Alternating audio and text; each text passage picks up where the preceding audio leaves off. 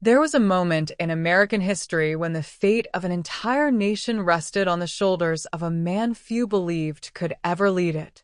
Born in a rough log cabin on the edge of the Kentucky frontier, Abraham Lincoln seemed destined for a life of hardship rather than greatness. He had no wealth, no influential family, and almost no formal education. Yet within a few decades, this quiet, self-taught lawyer would stand at the center of the greatest crisis the United States had ever faced. His decisions would determine whether the nation survived or collapsed, and whether millions of enslaved people would remain in chains or finally glimpse the promise of freedom. But behind the familiar image carved into monuments and printed in history books lies a far more remarkable story, one filled with relentless failure, heartbreaking loss, political battles, and extraordinary resilience. Lincoln's childhood was defined by struggle. His family lived on the American frontier, where survival demanded constant labor. The forests had to be cleared by hand, crops planted under unforgiving conditions, and every day brought uncertainty. When Abraham was just 9 years old, tragedy struck as his mother, Nancy Hanks Lincoln, died after suffering from milk sickness, a devastating illness caused by contaminated dairy products. Her death left a lasting wound that shaped the sensitive young boy for the rest of his life. Books became his escape from grief.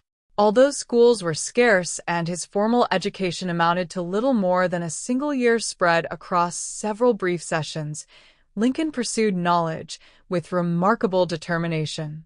He borrowed every book he could find, reading by the light of a fireplace after long days of exhausting physical work.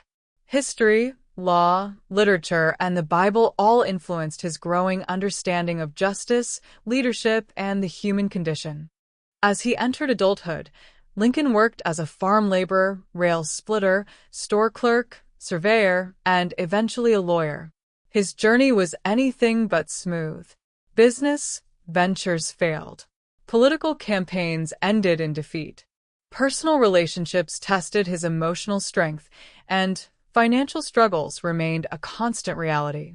Yet every setback strengthened his character instead of breaking it. Friends admired his honesty so deeply that he earned the nickname Honest Abe, while opponents underestimated the quiet determination hidden behind his humble appearance.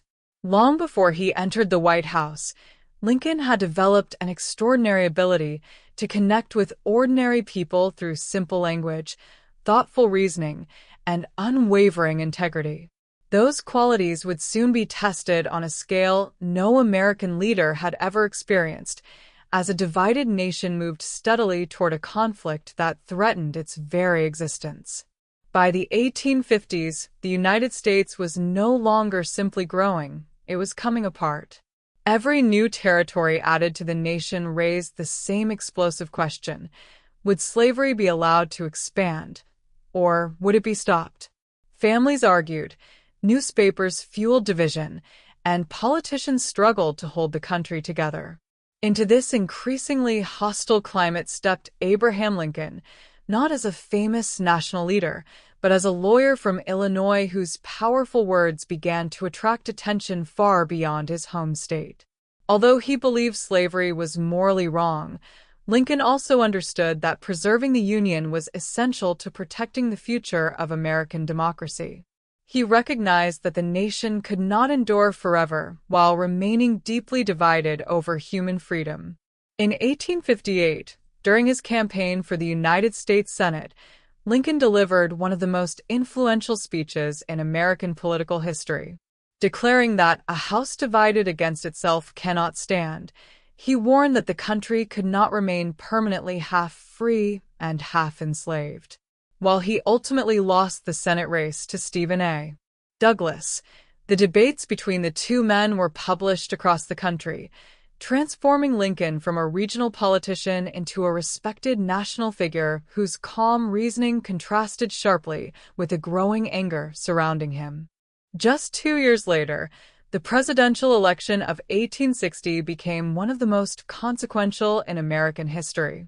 Lincoln entered the race with limited national experience, but a reputation for honesty, moderation, and unwavering principles.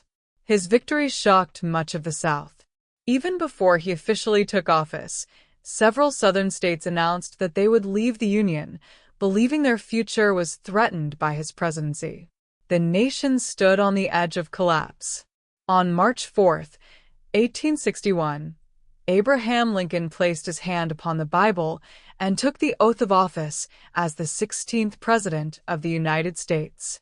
His inaugural address called for unity rather than revenge, urging Americans to remember their shared history instead of their differences.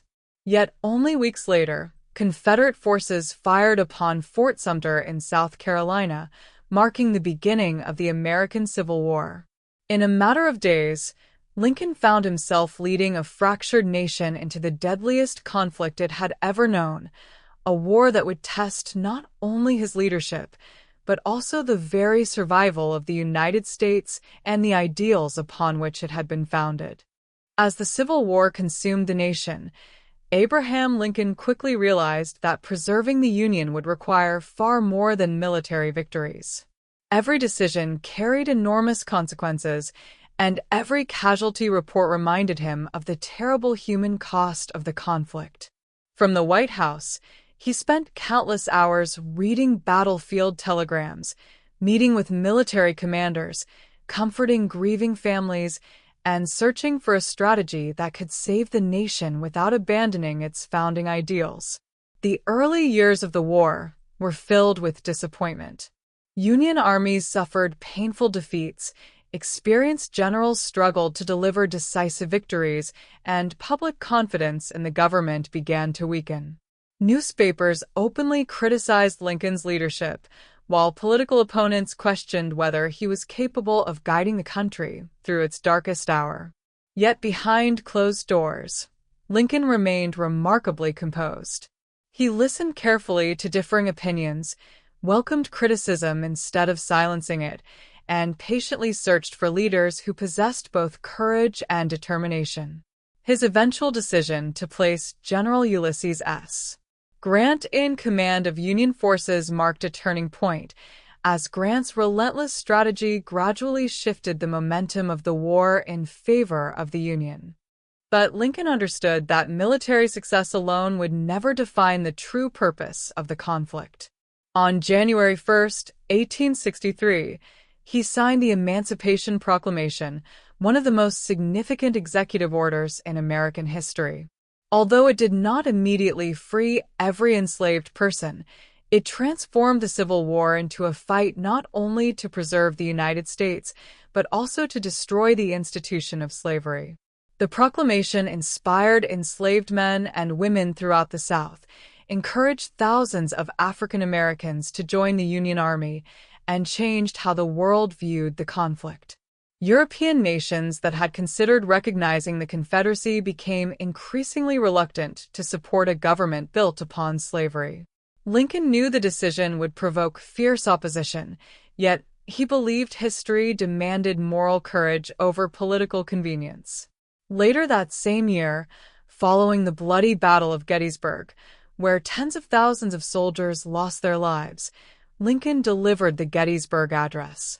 In just a few carefully chosen words, he reminded a grieving nation that the sacrifices made on the battlefield must lead to a new birth of freedom, ensuring that government of the people, by the people, and for the people would endure for generations to come. By the spring of 1865, for years of relentless warfare had left the United States physically devastated and emotionally exhausted. Entire towns had been reduced to ruins, hundreds of thousands of soldiers had lost their lives, and nearly every family carried the burden of grief. Yet at last, the tide of the conflict had turned. Union forces, led by General Ulysses S. Grant, steadily closed in on the Confederate Army, while President Abraham Lincoln resisted calls for revenge against the defeated South. Instead of celebrating victory with bitterness, he spoke repeatedly of healing, reconciliation, and rebuilding a nation that had been torn apart by hatred and division. During his second inaugural address on March 4th, 1865, Lincoln delivered one of the most profound speeches in American history. Rather than boasting of military success, he urged the nation to move forward, with malice toward none, with charity for all, calling upon Americans to care for wounded veterans, support grieving families, and restore peace with justice. His vision reached far beyond ending the war. He hoped to create a stronger union where freedom would be protected by law and where the wounds of conflict could slowly begin to heal. Only weeks later, on April 9th, 1865, Confederate General Robert E. Lee surrendered to General Grant at Appomattox Courthouse, effectively bringing the Civil War to its conclusion. Across the North, church bells rang, crowds filled the streets, and Americans celebrated the long-awaited return of peace. Lincoln, however, remained focused on the difficult work that lay ahead. He believed the greatest challenge would not be winning the war but rebuilding a divided nation without deepening its scars. On the evening of April 14th, 1865, just 5 days after the Confederate surrender, Lincoln attended a performance of Our American Cousin at Ford's Theater in Washington, D.C., seeking a rare moment of rest with his wife, Mary Todd Lincoln. During the performance, actor and Confederate sympathizer John Wilkes Booth quietly entered the presidential box and fired a single pistol shot into the back of Lincoln's head. Chaos erupted throughout the theater as Booth leaped onto the stage and escaped into the night. The mortally wounded president was carried across the street to the Peterson House, where doctors struggled through the night to save his life. At 7:22 a.m. on April 15, 1865, Abraham Lincoln died at the age of 56, leaving a grieving nation to face the uncertain future without the leader who had guided it through its darkest chapter. The death of Abraham Lincoln marked the end of a remarkable life, but it did not end the ideals for which he had fought. As news of his assassination spread across the United States, an overwhelming wave of grief swept through cities, towns, and rural communities alike. Church bells tolled, businesses closed their doors, and millions of Americans gathered in silence to honor the fallen president. Lincoln's funeral train carried his body on a journey of more than 1,600 miles from Washington, D.C. to Springfield, Illinois, retracing much of the route he had traveled to his first inauguration 4 years earlier. In every city along the way, enormous crowds lined the railroad tracks, many waiting through the night simply for a final glimpse of the train draped in black mourning cloth. Men removed their hats, women wept openly, veterans stood at attention, and children watched in quiet disbelief. It was one of the largest public expressions of mourning the nation had ever witnessed. Although Abraham Lincoln's life had ended suddenly, his vision of a united country and a freer society continued to inspire those determined to rebuild a nation still scarred by war. Over the decades, Lincoln's legacy reached far beyond the borders of the United States. Historians, scholars, and world leaders came to regard him as one of history's greatest examples of principled leadership during a time of unimaginable crisis.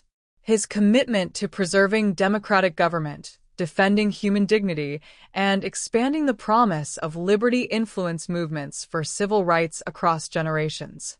The Gettysburg Address and his second inaugural address remain among the most studied speeches ever delivered, reminding people that true leadership is measured not by power or popularity, but by integrity, compassion, and the courage to act when the future hangs in the balance.